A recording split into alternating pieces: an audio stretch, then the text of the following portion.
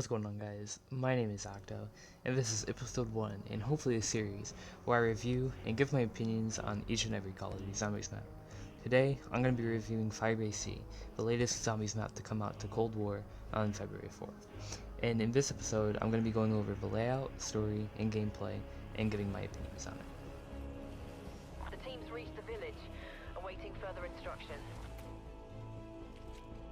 The review starts where any zombie map starts, in the spawn.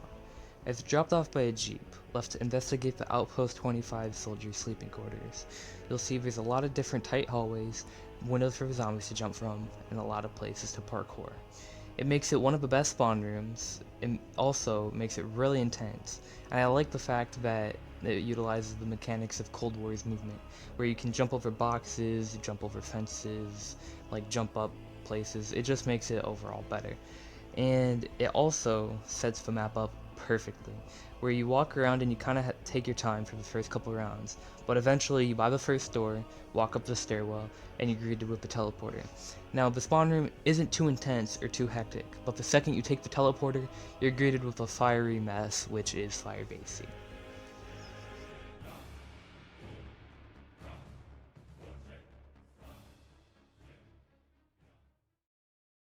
Here we are, the helipad. This is the first place you're greeted with from teleporting from spawn, and is also the most accessible for training and the most central spot on the map that connects all three other main points on firebase to one another. It has Tombstone, which is the new but old perk that's returning, and it also has the Trial Machine, which is a returning gameplay feature from Die Machine, which I thoroughly enjoyed. You would get granted a trial or a task to complete, and the better or more you did it, you get a higher reward. It went from common to rare to epic to legendary. That's about it for the helipad. Let's move on to the next spot on the map. Here we are at the third spot on the map, and the first of 3 8th reactor spots. Once you purchase the 8th reactor for 500 points, you'll partially turn it on and the zombies will try to destroy it. But if you kill 15 zombies, or about 15 zombies, you'll completely turn it on and it'll grant power to a third of the map. Mission Control also has stamina, a buildable table, 2 ammo crates, and 2 jump pads. The jump pads are kind of like the Wonder Spheres from Horizon Rack, where you purchase it for 500 points and it launches you from point A to point B within a couple of seconds. It's pretty useful for getting across the map, and I like the feature. On to the next spot. Here we are at the second 8th reactor spot on the map, Data Center. There's a green AK wall buy, a blue KSP wall buy, speed cola, 2 jump pads, and an ammo crate. It's nothing too special, but it's also a pretty cool layout because the stairwells are very, very vertical, and it provides a pretty cool aspect of gameplay where you can jump up and down them and kind of juke around the zombies. It isn't my favorite spot, and it's probably my least favorite, but it's not that bad of a spot on the map. On to the next one. The final new location on the map is none other than the Military Command Center. It contains Jug, the final 8th reactor spot, 2 jump pads, an ammo crate, a wall buy, and a very tight and intense corridor right above Jug to camp in. It's pretty fun in the later rounds, and I'll break it down even further when I get to the high round portion of the review. But that's all for all the different spots on the map. Time to talk gameplay.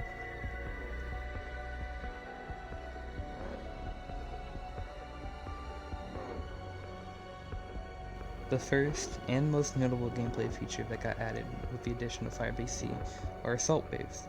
Hordes and hordes of zombies will try to breach in and destroy a machine that you have to protect. It's pretty fun and intense, and there's a lot of sentry turrets that don't do a lot of damage, but they do help out, and they're not that hard if you have a solid gun. But what makes them really, really intense is after round 32 and onward, when there's an assault round, you fight this giant zombie elder god thing, and its name is Orda. And I'll show some gameplay here in a second, and I'll talk about it after.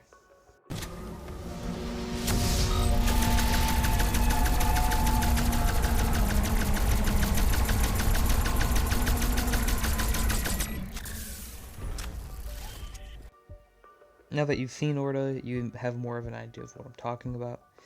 I like it. It's a really cool break in between rounds, going from like camping and training and all of that to having a defense round and having to fight a giant elder zombie god boss thing, whatever it is. It's pretty fun, and that's about all I have to say for Orta.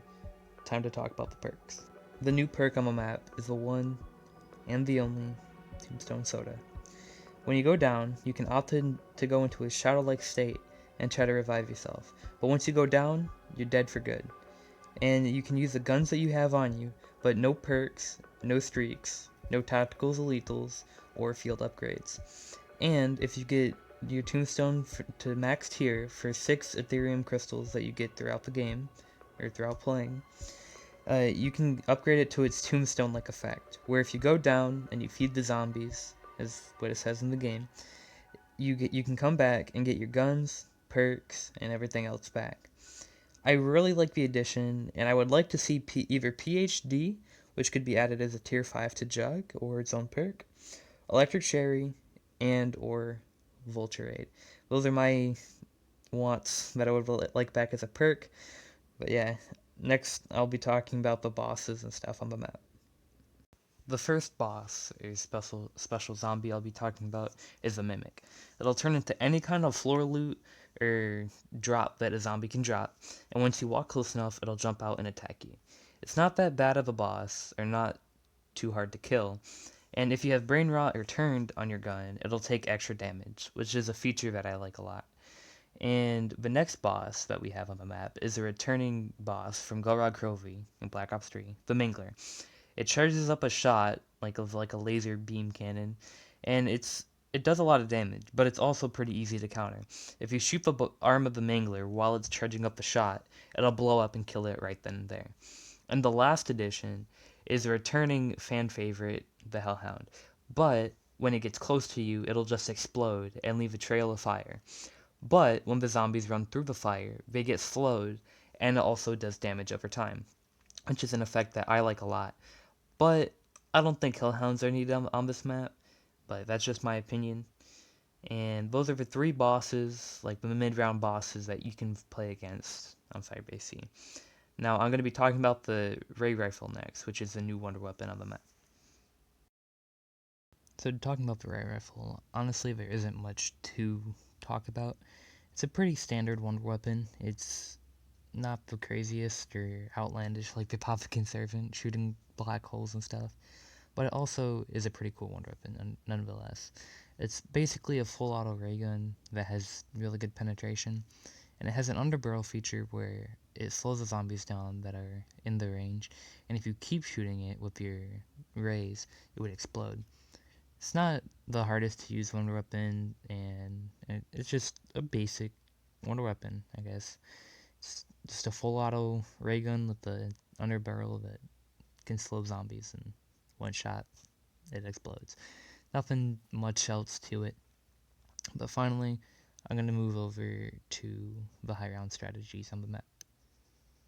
The first strat is the primary strat used by a lot of people, where you stand in this room, keep the door behind you closed, and you want to shoot 2 underbarrel shots.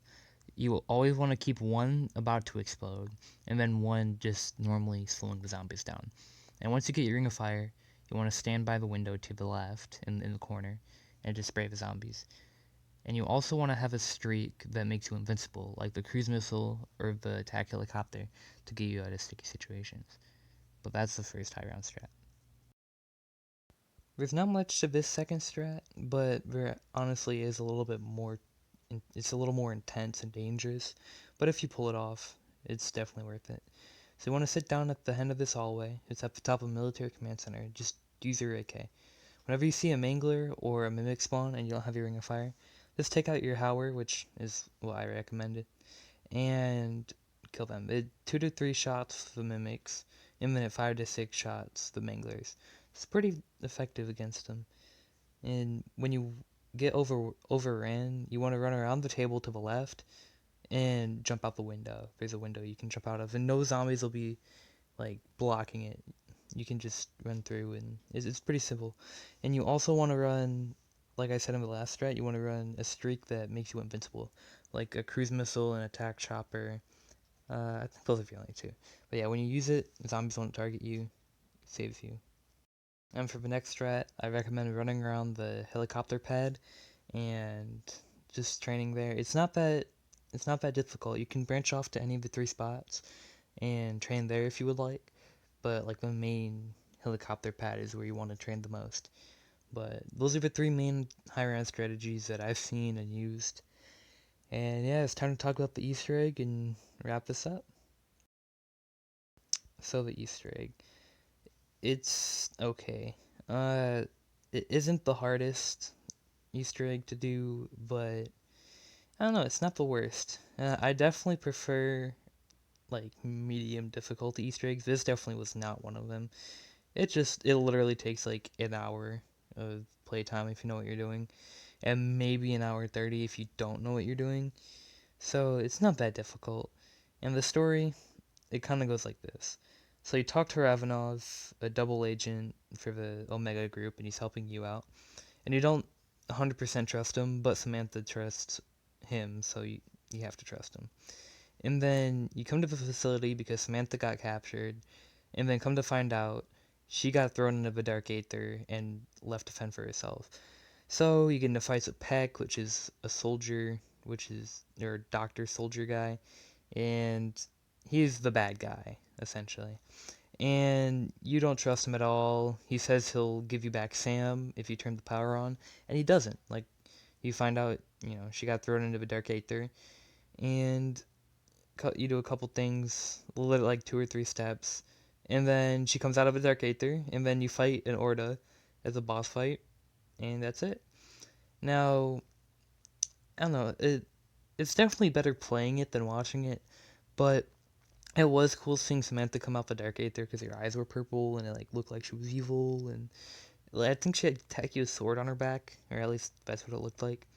So yeah, my synopsis of the story probably wasn't the best, but it honestly is pretty close to what actually happened. So yeah, it wasn't anything crazy.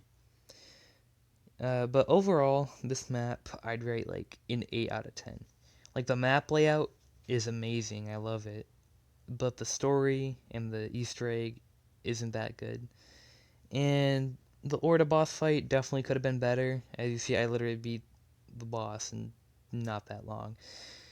And yeah, I don't know. It isn't that bad of a map. It's a pretty good map. Better than Die Machine, but not better than like Origins or Mob or Rise of Drac. Any of those maps is still not that good. But I have high hopes for Cold War Zombies, and there's still more maps to come out, and if they just keep going off of one map after another, it'll definitely be a really good Cold Zombies game at the end of it. But yeah, like I said, rated 8 out of 10, and it's not that bad. The only thing that's kind of lacking in this map is story, but it's not that big of an issue because I'm more of a gameplay person, but the story's also cool to watch and stuff too. But yeah, I'm gonna let this Easter egg cutscene finish out, and that's about it. Adios. Try not to break anything else. Remember, there's nothing so broken that it cannot be fixed. Sam, are you okay? I'm ready to come in, Weaver. We have a lot to talk about.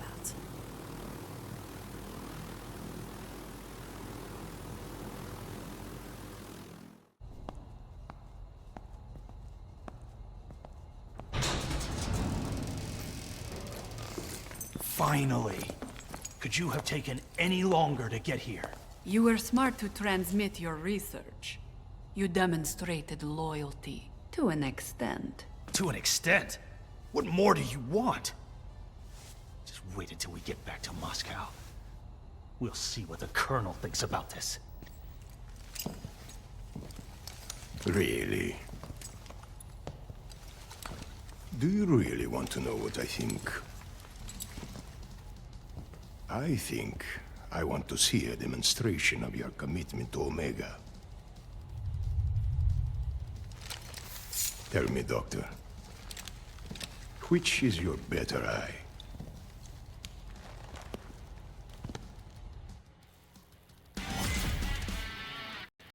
hello, future me here. I want to say thank you for watching the video all the way through. If you did, you know, if you like the video, like it. If you feel like subscribing, subscribe. If you like sharing it, go ahead and share it. If you don't, that's cool too. I'm still getting used to the format and, you know, talking in a video. So the videos will definitely get better as time goes on. But I feel like it was a somewhat, you know, quality video that I made. And I'll try to get better and improve as it goes on. So if you have any suggestions or comments or anything, go ahead and tell me in the comments, and I'll try to fix and make the videos the way you guys want them to be made, because at the end of the day, you guys are the people that watch them. So yeah, that's about it.